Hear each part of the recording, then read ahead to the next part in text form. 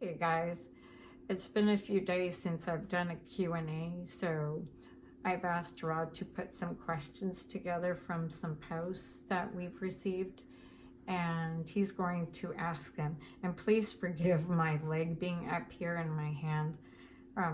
As you guys know, or if you don't, I have recently had, it's just a hairline fracture, but there could be more than one. So it's just a little painful, and I'm also going through fentanyl withdrawals as well. So my hand is shaking a bit. That's why it's not supposed to, but my body is, it's one of those things where my body has had fentanyl for so long, it's biological, so it's going through a bit of a weaning detox period. So that's why the shakes are there. And so, Rod, I will have you go ahead. Sure. So here's the first question from Jessica. She's asking, Rachel, when you hear people saying that you're looking better and healthier, how are you accepting that in your mind and your... Jessica, that's a really good question, because that's when I have to pause in a second to... I will have to say, based on, for my experience, I have gone through a lot of abuse trauma, and I'm not saying, oh, poor me, or mine is worse, because I know people go through a lot worse than me. But what I had done was subconsciously, I guess, looking retrospectively, I had tried to become as unattractive as possible because I didn't want that kind of attention. So currently, it is still hard to hear about my appearance, but it's a work in progress, so I'm inching my way there a little bit at a time, but it is still hard for me to process and accept physical comments. So I do have challenges still with that. I do. To be totally raw, it is there. Next question from Samantha. She's asking, what do you miss the most about the more able-bodied times whenever you were fit and healthy? What do you miss most about those times when you had your strength and stamina? Oh, Samantha. I pick good ones, I tell you. I know. I have to tell you, this is another really great question. You know what I miss? To be able to, it sounds really silly, but just to go to the bathroom by myself, like just really basic stuff. Because I was always very independent. So this has taught me humility. What activities did you use to engage in that you don't any longer, that you can in the future?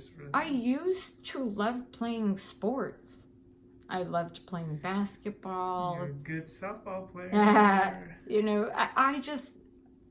I just love engaging with people and also being active. Like, I did enjoy it. I took it to eventually an unhealthy level where I abused myself with it. But in essence, I do just miss playing. I know that sounds very childish, but I do miss simple things like just playing, being able to drive, or getting my own glass to drink. It's very simple stuff, but part of me as well misses a bit.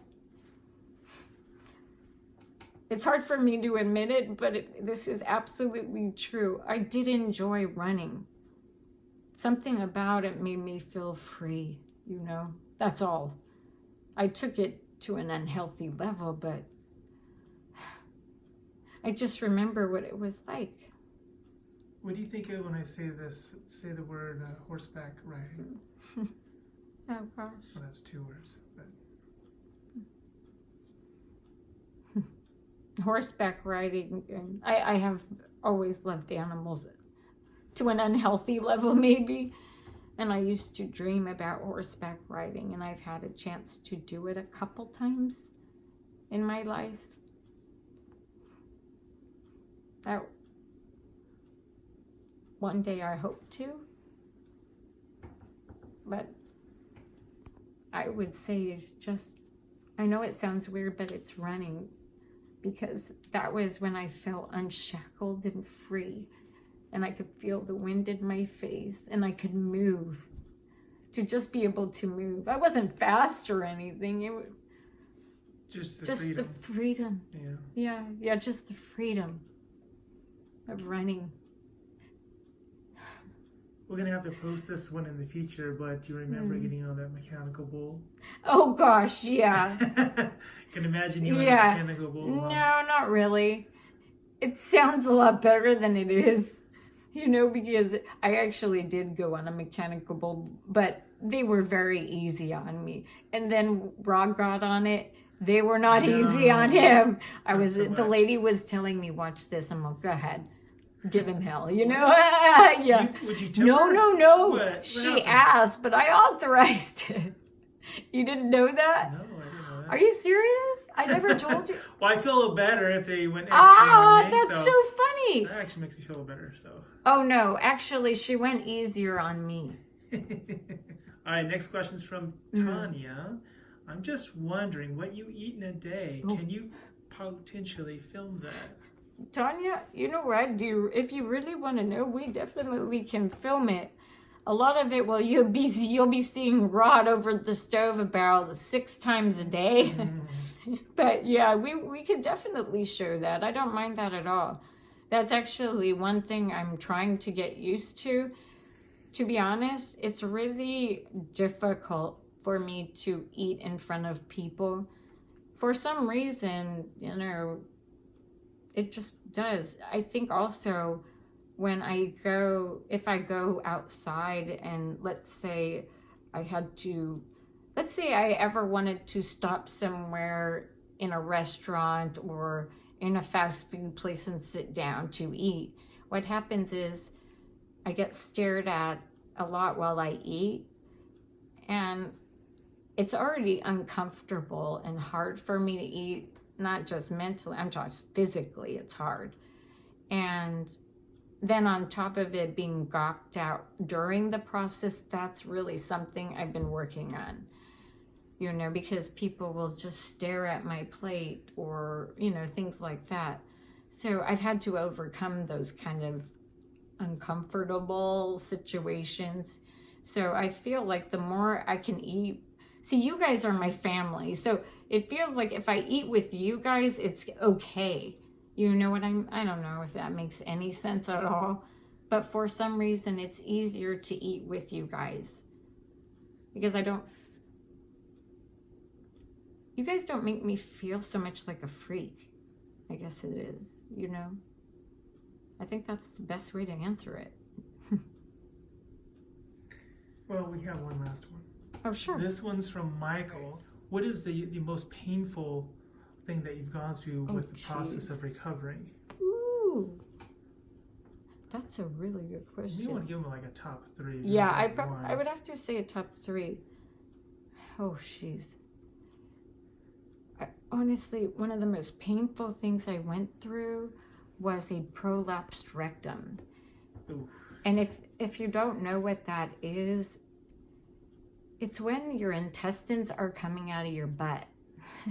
I hate to put it like that, but that's what it is. Rod read to me like a bazillion years ago something about that if you have an eating disorder that could happen. I don't remember where he read it. I don't even think you remember where you read it. But I was doing research on Yeah. this stuff, and I came You were- across that, and I said, you know what, this could eventually happen. I didn't think it would. Oh, that alone? Oh my gosh. I do have pictures and stuff, but obviously I'm not going, it's only for science and things like that, medical. But let me just show you. Imagine this is your bottom hole, you know. Anus, It- if we're in All school. right. Your anus, unfortunately, if it's here and if it's prolapsed, I'll show you how far my anus came out. About there. It went from here all the way protruding out about this far. And to describe it, it's kind of like a cone. It kind of took a What shape. did it feel like? Oh gosh. When it blocks and literally Rod took pictures, and it's kind of gross, but you could see the intestines starting to come out of the anus. And that in itself blocked me from going to the restroom. And I had like 30 to 40 really hard stools where when they finally came out, Rod actually was the one who saved me on it. It's really gross. He had to use his hand to move the intestines over because no one in the hospital did it. Yeah, and it was excruciating. That was really hard. And then I had 30 to 40 rocks come out. And I'm going to just get graphic for this one reason. Rod had to dispose of them where I was going on it's called a chuck, which is like something you have between you and the bed. When they kind of came out, he went like this. He couldn't even break them. And so imagine like 30 of them in there, and they couldn't come out because my intestines were obstructing the pathway. My intestines were hanging out. You had to go to the restroom number 2, lying on your side for a good week until everything started to roll. To really move. Something else was they had to cut into my arm to do a PICC line. And when I looked over, I saw my own vein that they were cutting through and the blood squirting out. And that was very nauseating and painful. And there was no anesthesia. So that one I would say. And then they had to unwrap it 30 times of stitches without anesthesia as well. And then a third one would be, I would say, when I went to the hospital, and in a day and a half, I had gained an additional 80% of weight, and it was just water. And that edema, I was stretched out so much where actually Rod pressed on it, and you could see it like a waterbed to the other side. Yeah, those are my top 3. Those can happen, and they do happen. And I will vouch for that, and I have a video and pictures. Those 3 would be the worst, I guess, the top 3 I've gone through. Well, thank you for taking the time to answer some questions. Oh, I love it. No. I honestly, guys, don't think that I have to be, twist my arm to do Q&As.